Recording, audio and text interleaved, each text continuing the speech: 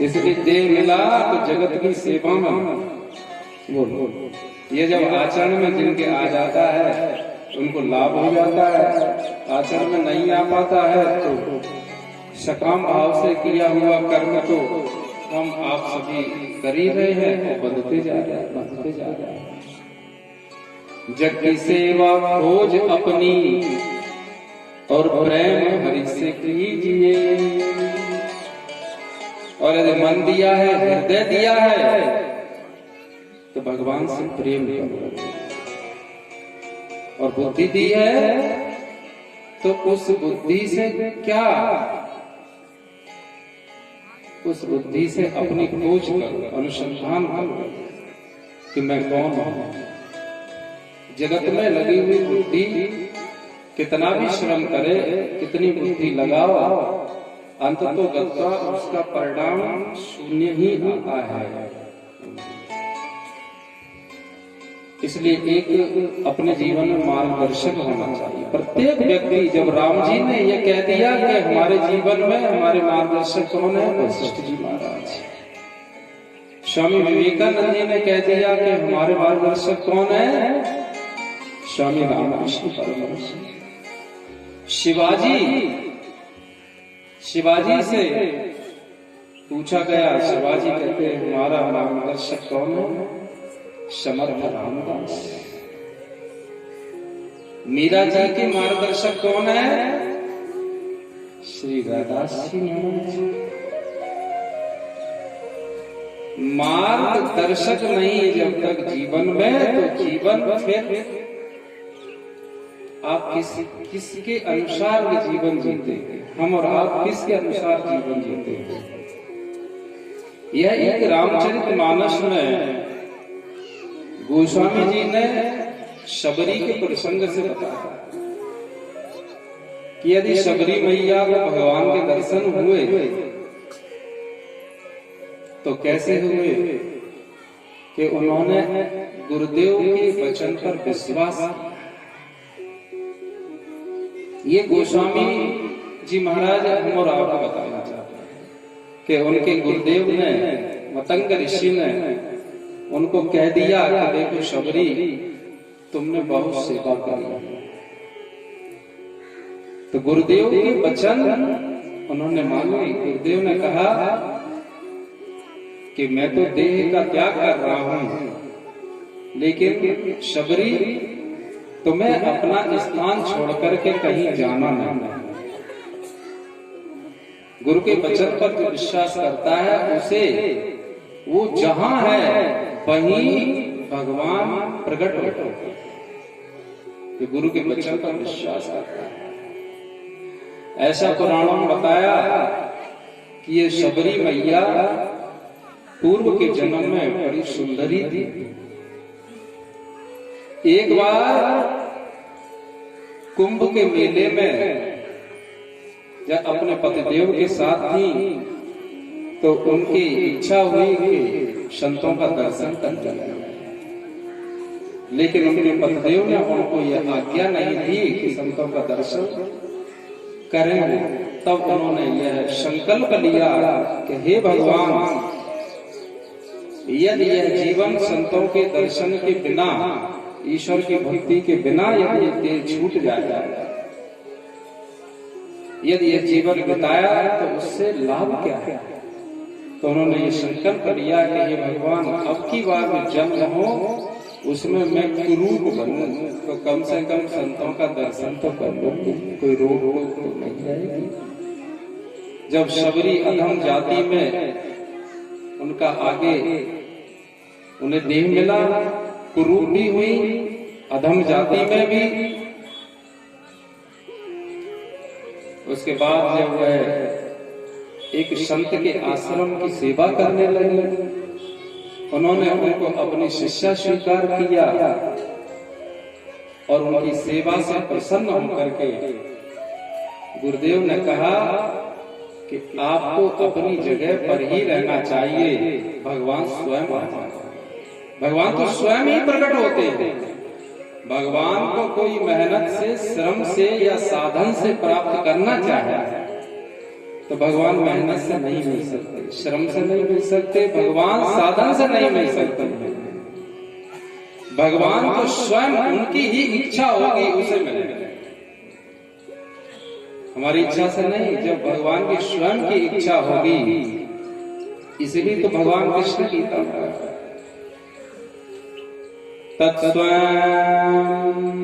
तत्स्वयं योग संसिद्धि काले मन विन्दति। ये क्यों कहा अर्जुन को कि भगवान स्वयं ही जब चाहते हैं तब वे जिसे दर्शन देना चाहते उसे दे दे। तो वही भगवान जब गुरु के वचन पर अटल रही शबरी मैया, तो उनको भगवान ने दर्शन दिए। एक दिन भगवान उनके जहां वे रहती थी तो उनके द्वार पर ही आकर के खड़े हो गए। शबरी देख राम गृह मुनि के वचन समझ जीवा। शबरी मैया के द्वार पर शबरी मैया ने देखा, जैसे जैसे उनके गुरुदेव जो संकेत कर गए थे कि भगवान, उन्होंने कहा मैं पहचानूं कैसे, कैसे पहचानूंगी कि वे भगवान ही हैं। तो गुरुदेव क्या है, जो गुरु के सानिध्य में रहता है तो गुरु वही ज्ञान देते हैं। या ऐसे समझो कि गुरु का ज्ञान होगा तो ही परमात्मा को पहचान पाओगे, नहीं पटवारी। यदि गुरु का ज्ञान नहीं होगा, गुरु से ज्ञान नहीं सुना तो भगवान को पहचानोगे कैसे? भगवान क्या छिपे हैं? क्या भगवान अप्रकट है? अरे रामसुखदास जी ने तो इतना बता दिया साधक संजीवनी में कि भक्त के लिए भगवान कभी प्रकट नहीं होते। हमें भक्त बनना है। यदि हम भक्त बन गए तो भगवान तो प्रकट ही है। हम भक्त नहीं है, इसलिए भगवान छिपे मानो, और चाहे हमारी आंखों में मोतिया बिल्कुल मानो, चाहे भगवान को छिपे। इसके लिए क्या करना है? गुरु का ज्ञान श्रवण करना है। तो गुरु केवल, सदगुरु क्या करते हैं? केवल आपको ज्ञान देते हैं। भगवान से तो मिले मिलाए ही हो, यह वेदांत कहता है, ये शास्त्र कहता है। कोई सोचे कि हम भगवान से मिलेंगे तो भगवान से मिलोगे, इसका अर्थ है कि भगवान से आज दूरी है हमारी, भगवान से दूर हो। भगवान से दूर हो तो आपकी फिर अपनी सत्ता है क्या? भगवान दूर नहीं है, वो हमसे दूर नहीं है, हम भगवान से दूर नहीं है। सो तू ताय तो नहीं भेदा, गोस्वामी जी ने स्पष्ट कर दिया। सो तू ताय तो नहीं भेदा, सो तू ताय तो नहीं भेदा, बार बीच एक गावा नहीं भेदा। इतना कह दिया गोस्वामी जी ने। अब क्या रह गए? जल और जल की लहर, जल और जल की लहर में जितनी दूरी है, बताओ बच्चे कितनी दूरी है? जल और जल की लहर नहीं मालूम कोई। जल और जल की लहर में, कॉपी में और पैसा में कितनी दूरी है? हाँ, जल और जल की लहर में, जल की लहर तो कोई पूछे कितनी दूरी है तो क्या कहना? तो यही कहना पड़ेगा, सो तू ताय तो नहीं भेदा। जल में और जल की लहर में अंतर है। दूरी का प्रश्न तब आए जब दो वस्तुएं हो। यदि दो वस्तु होंगी तो देखो दोनों माइक लगे तो बीच में 2 अंगुल की दूरी है। 2 माइक है तो 2 अंगुल की दूरी है। यदि एक ही वस्तु है तो दूरी फिर किस बात की? तो जल और जल की लहर एक ही तो वस्तु है। जल ही तो लहर रूप में परिणत हो गया है। जल ही तो लहर है, तो जल वहां से हटके लहर थोड़ी बनी। जल ही थोड़ा उभर गया तो लहर नाम पड़ गया। वही ईश्वर जो समस्त ब्रह्मांड अनेक ब्रह्मांड व्याप्त है, जो निराकार है, दिखाई नहीं पड़ता है, वही थोड़ा उभर जाता है तो ये साकार सगुण होकर के यह प्रकट हो जाता है। ईश्वर और जगत में कोई भेद नहीं, दो वस्तुएं नहीं है। दूध में दही डालो तो दूध क्या है? दूध ही तो दही बन जाता है। उसमें कुछ खटाई डाल दो तो दूध ही तो दही के रूप में परिणत हो जाता है। बोलो, लेकिन दूध से ही दही बना। दूध का गुणधर्म अलग है, दही का गुणधर्म अलग है। दही का रूप अलग है, दूध का रूप अलग है। बना दूध से ही दही है, लेकिन दूध अगर पियोगे तो उसका अलग फल मिलेगा और दही पियोगे तो अलग फल मिलेगा। बना दूध से ही है। ईश्वर ही जगत के रूप में परिणत हुआ है। इनको हम बहुश्याम करके, लेकिन जगत में मन लगाओगे तो कुछ और फल मिलेगा। क्या? दुख मिलेगा। और ईश्वर में यदि मन लगाओगे तो मुक्ति मिलेगी। यही तो बात है। गुरु का ज्ञान, गुरु के ज्ञान से बढ़कर के तो कुछ भी नहीं है। जैसे जल और जल की लहर में कोई अंतर नहीं है, ऐसे ईश्वर में और जीव में कोई अंतर नहीं है। ईश्वर की ही लहर को जीव कहते हैं, उसे ही जीव कहा। वह जीव कोई और नहीं, वह जीव आप। लेकिन देह को अपना मानने के कारण फिर क्या है? सो माया बस भयो बंदो कीर मरकट की ना।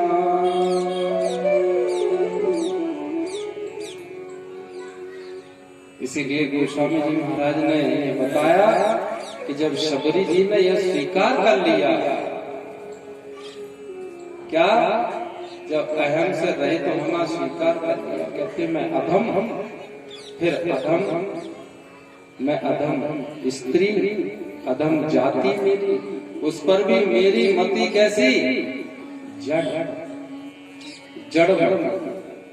ये हमको आपको स्वीकार करना ही पड़ेगा। जब तक हम चतुर बने रहेंगे, जब तक होशियार बने रहेंगे, तब तक भगवान का प्राकट्य दिखाई नहीं पड़ेगा, तब तक भगवान प्रकट नहीं होंगे। इसलिए हमको आपको अपने अहंकार को गिराना ही पड़ेगा। इसलिए शबरी जी ने कहा, भाई मैं तो अधम ते अधम अति नारी, तिनमय मत मंदा, जड़मती की हूं मैं। भगवान ने कहा, अरे कैसी बातें करती थी, जात पात कुल धर्म बढ़ाई, जात पात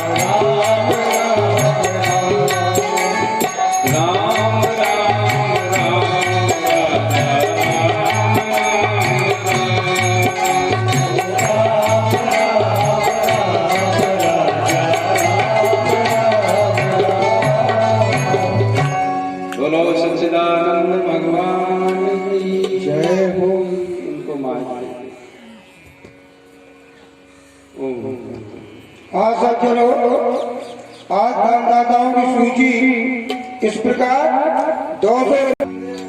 बोले सच्चिदानंद भगवान जय। भगवान कहते हैं जात पात कुल धर्म पढ़ाई धन बल कुटुंब गुण चतुरता ये सब है, लेकिन भक्ति नहीं है। यही तो कल आपने बताया था। यदि भक्ति नहीं है तो फिर आप मनुष्य कहाँ? मनुष्य शब्द तो देखो शंकराचार्य जी महाराज ने ब्रह्म सूत्र में क्या कहा है कि मनुष्यता मुमुक्षुता और महापुरुष संश्रय यह तीन चीजें दुर्लभ होता है। मनुष्य जाति में जन्म लेना ठीक है, अच्छी बात है, लेकिन मनुष्यता प्राप्त करना, मनुष्यता प्राप्त करना यह तो कहा सांसारिक सुख सुविधाएं सभी हों, धन पद सब हो, लेकिन भक्ति नहीं। भगवान में मन न लगा, भगवान को अर्पण करके न करता वो अपना कर, तो वो कैसा लगेगा? तो गोस्वामी जी ने तो कहा है कि वह ऐसा लगेगा जैसे बिना जल का, जैसे बादल होता है सूखा, उसे सीधा से कह लो कि सूखा सूखा लगेगा, उसे सीधा कह लो और रस रहित लगेगा। और रस नहीं जीवन में। उपनिषदों ने भगवान को क्या कहा है? रसो वैशः। उपनिषद ने क्या व्याख्या करी है? रसो वैशः सह वह परमात्मा कैसा है? रस स्वरूप। यदि रस नहीं तो बोलो क्या है?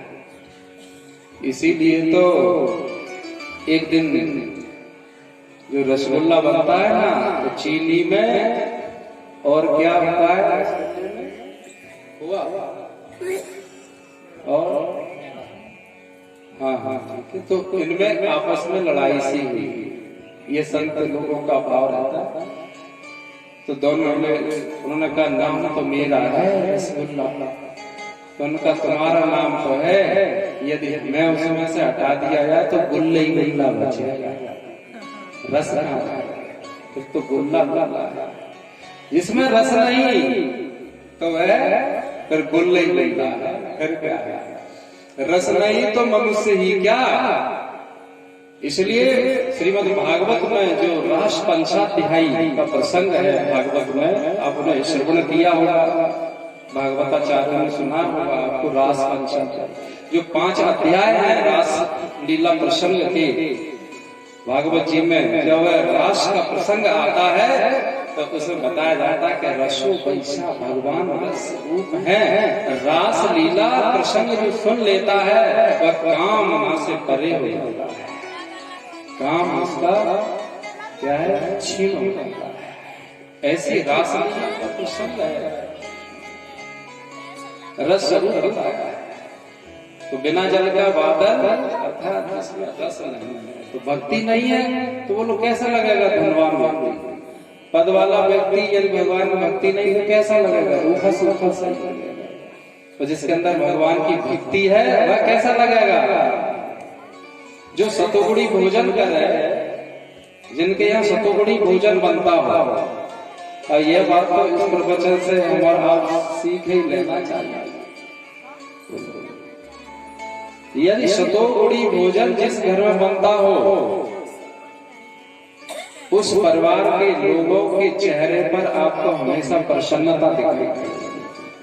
आप देखो, और जिस घर में देखो कोई बुरी मानने वाली बात नहीं, ये तो सिखाने के लिए बताया जाता है, शास्त्र कहते हैं। जिन घरों में ज्यादा मिर्च मसाले और अशुद्धि से भोजन बनता है उस घर में हमेशा कलेश बना रहेगा, बड़ा झगड़ा बना रहेगा। आप देखें, इसलिए इस ढर्रे को अब बदलना चाहिए। इस ढर्रे को जो ढर्रा है पुराना, इसे बदलना चाहिए। और भोजन ऐसा हो, जब भोजन सात्विकी होगा, ये तो शास्त्र की बात है। युक्ताहार विहारस्य युक्त चेष्टस्य कर्मसु। यदि हम यही नहीं सीखे तो भगवान की भक्ति या भगवान का भजन या सत्संग करने के लिए क्या, इससे क्या असर प्रभाव क्या होगा? यह हमने अपने में सुधार नहीं किया, सुन लिया, रट लिया, तो उसका प्रभाव क्या होगा? इसलिए कहा है रसोमयी सा। बिना भक्ति का भगवान श्री राम जी किन्हें कह रहे हैं? सबरी मैया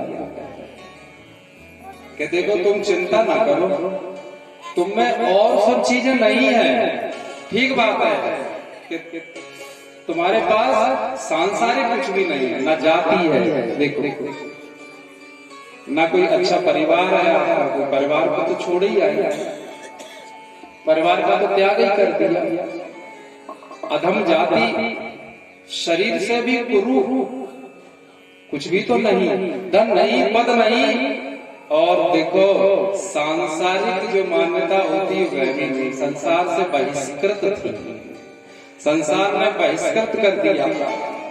लेकिन जिसे संसार बहिष्कृत कर दे और भगवान जिसे अपनी गोद दे दें तो उसका मनुष्य जन्म लेना सार्थक है। और पूरा समाज कंधे पे उठाए फिरे, लेकिन उसके अंदर भक्ति नहीं है, भगवान की गोद नहीं मिली है, यदि उसके अंदर रस नहीं प्रकट हुआ है तो समाज के कंधों पर बैठ करके कोई स्वर्ग नहीं जाता। ये तो शास्त्र का उद्घोष है। यदि शास्त्र पढ़ते हो तो शास्त्र की बात को मानना भी पड़ता है। शास्त्र पढ़ते हो, बात अपनी चलाओगे तो तुमसे बड़ा मूर्ख कोई नहीं। यह भी शास्त्र कहता है। भगवान श्री राम जी क्या कह रहे हैं? कोई बात नहीं, तुम्हारी जात नहीं है। ये अब यहाँ एक यहाँ दर्शन क्या है,